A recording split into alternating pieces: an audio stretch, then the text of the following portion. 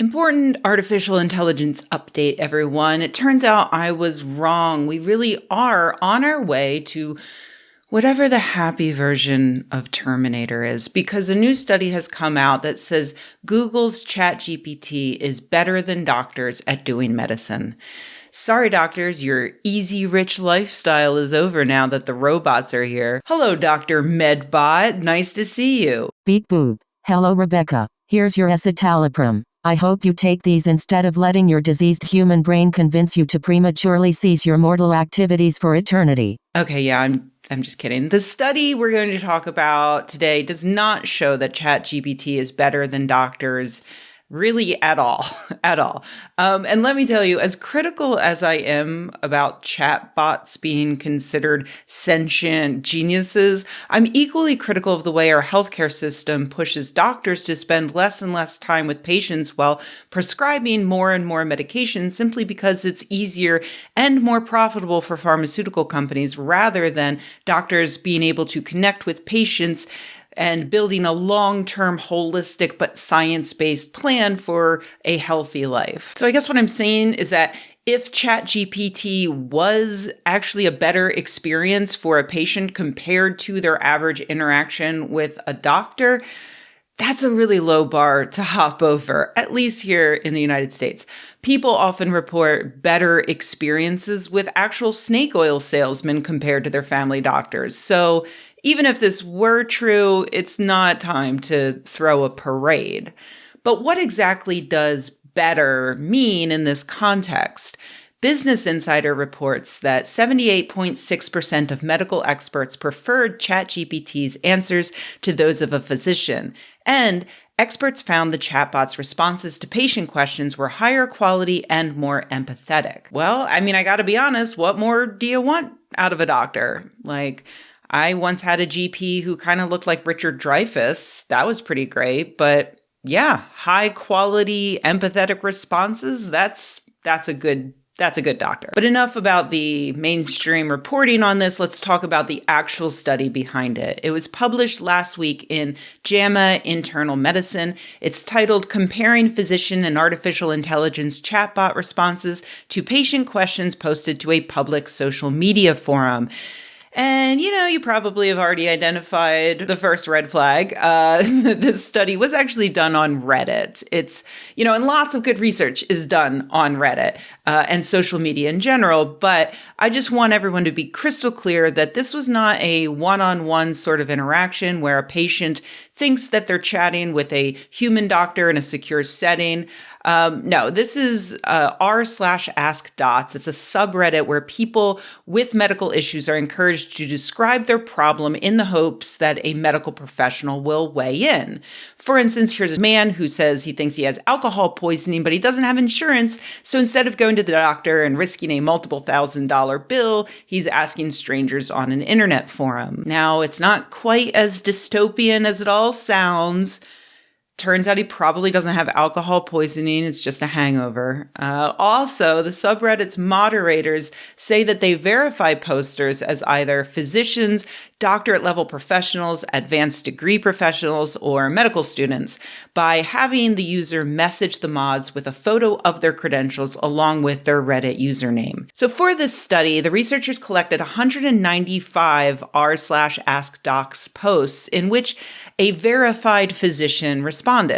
They then fed those posts to ChatGPT, and then they took the bot's answer, randomly mixed it up with the real physician's response, and then showed them to a panel of healthcare professionals and asked them to rate each answer.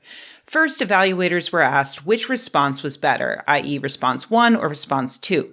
Then, using Likert scales, evaluators judged both the quality of information provided, very poor up to very good, and the empathy or bedside manner provided, from not empathetic to very empathetic, of the responses. And yeah, the experts preferred the chatbot's answers 4-1 over the physicians, and they consistently rated the chatbot's answers as being higher quality and more empathetic. So that's impressive, right? But I do, as you might have guessed, have a few tiny issues with what's going on here.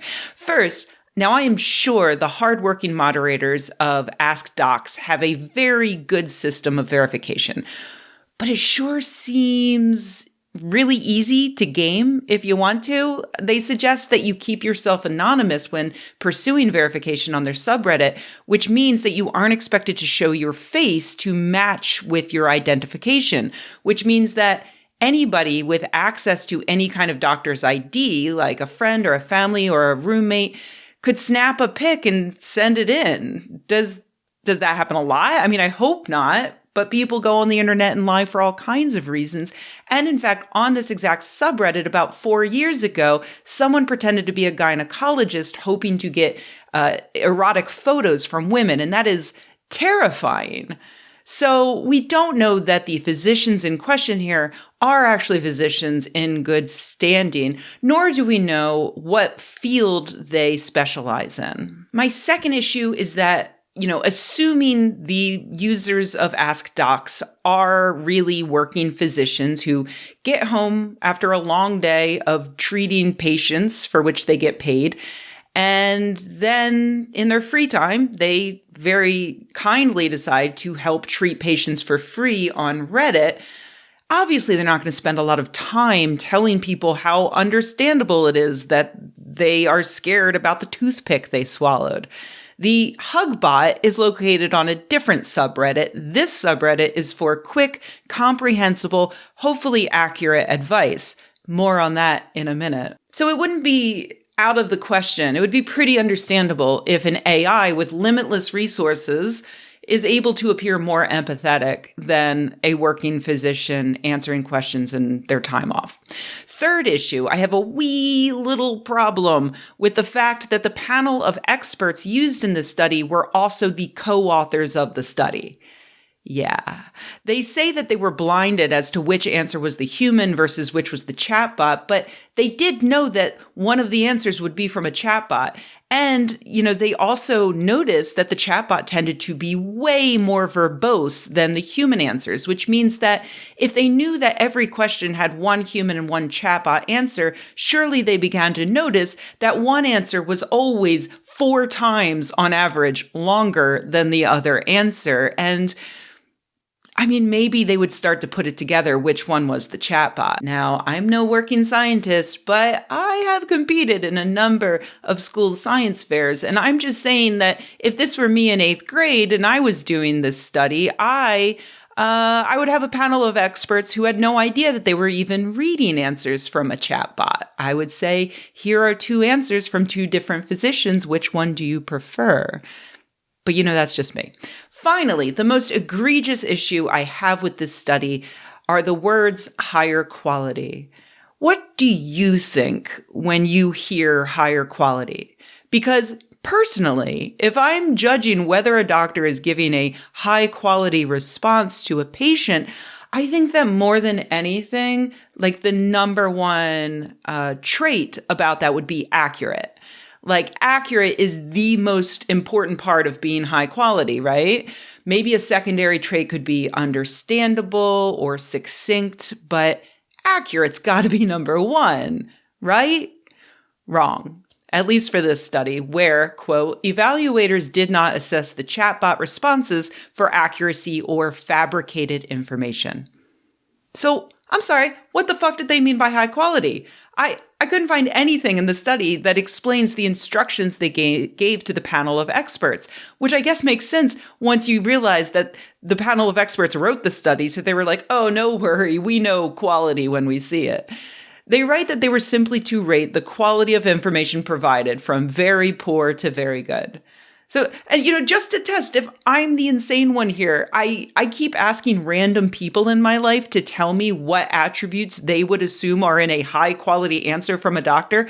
And every single one started with, well, first of all, I'd have to assume the diagnosis is correct, or, that it's accurate, that it would be true information. Like, every single person said this. So it is bonkers to me that these researchers didn't even bother with that aspect. Like, wow, this ChatGPT answer is so friendly and empathetic and written to sound like a real person. Shame it suggests the patient shove a stick of rosemary up his urethra to cure his hepatitis. But you know what? Just look at that word count. Very impressive. The last time I talked about ChatGPT, it was specifically to point out that these AIs make up information all the time, so often that there's a slang word for it, hallucinations, because we have to anthropomorphize the text predicting algorithm. But yeah, it just makes things up sometimes. Like it will reference a scientific study that doesn't exist. And when you ask what that study was about, it's going to make up more and more to satisfy you. Or as I mentioned in that last video, it might tell students that the James Webb Telescope discovered exoplanets before it was even built. It's a real problem. Everything I said in that video remains true, and this study proves that my concerns were valid. While the study itself could be useful in certain contexts, I think it's really irresponsible to put this out there without these problems being right up there in the abstract, and without the authors clearly telling mainstream media outlets that it would be extremely dangerous and unethical to unleash ChatGPT in its current hallucinating state on patients who are desperately looking for possibly life-saving advice from their doctors. It's just gross. And again, I say that as a person who knows for a fact that many doctors are pressured into spending as little time as possible with patients. And as a person who knows that there's a very good chance that algorithms could one day provide an integral service to overworked doctors who are pressured to spend no time with patients and who can't necessarily keep up to date on all the most recent scientific advances in medicine. For instance, I actually love it when my primary care physician Googles something in front of me because it shows that she cares about fully understanding what's wrong with me and what the latest treatment options are. And so an algorithm, a well-written algorithm, could really help in that circumstance. But ChatGPT is not a well-written algorithm for that purpose. And this is not a well-done study for advocating for its use for this purpose. Please don't use ChatGPT for medical advice. Even if you don't have insurance, please use your brain. Hell, you know what? Use the Ask Docs subreddit if you want to before you use ChatGPT. Just don't go sending any doctors you find on there a picture of your cooch.